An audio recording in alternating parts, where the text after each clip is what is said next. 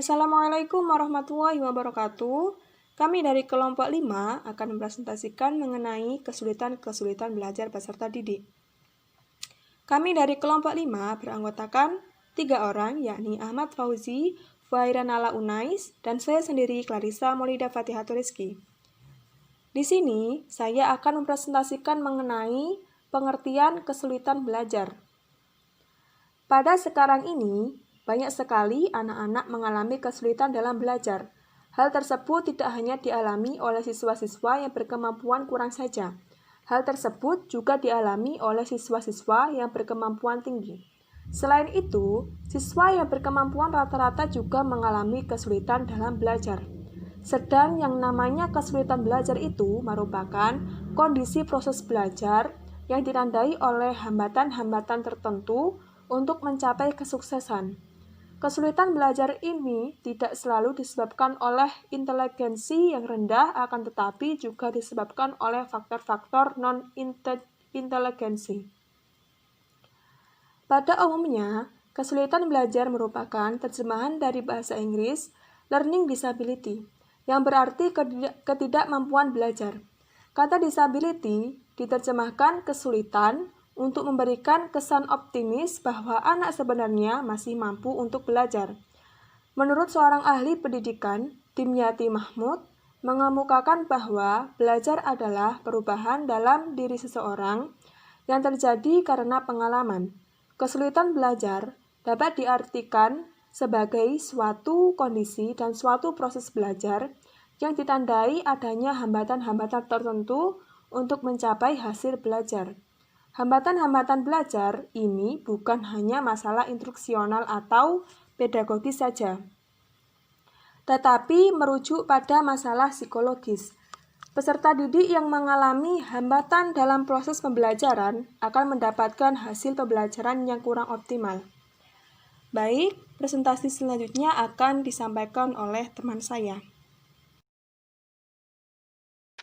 Selanjutnya, faktor-faktor yang mempengaruhi belajar.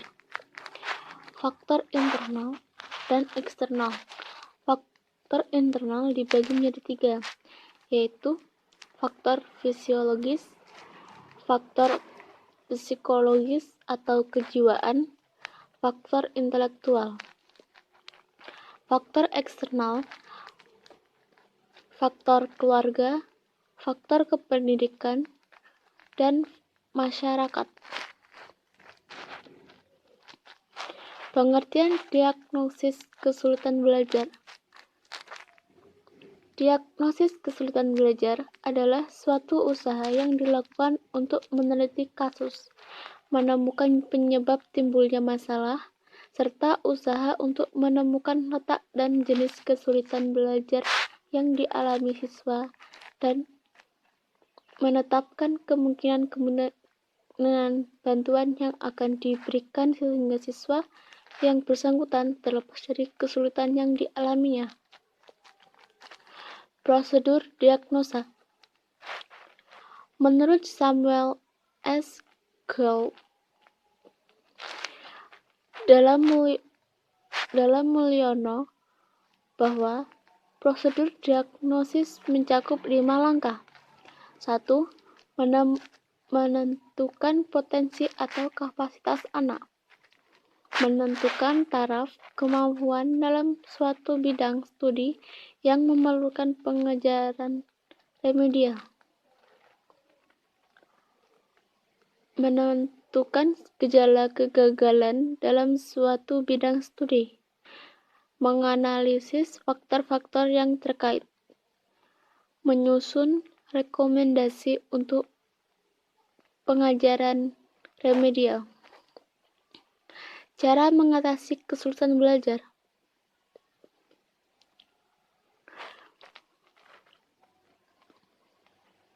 Pertama, cara yang dapat digunakan oleh guru untuk membantu anak mengatasi kesulitan belajar,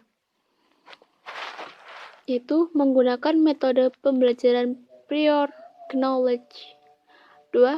Menggunakan mind mapping, menggunakan umpan balik, pembelajaran yang melibatkan siswa secara aktif, dan self-monitoring. Ada beberapa peran yang bisa dilakukan oleh orang tua. Pertama, menjalin komunikasi dengan guru kelas. Mengulang materi pelajaran yang telah diberikan di sekolah. Kepekaan orang tua terhadap kondisi siswa. Berikan motivasi pada anak.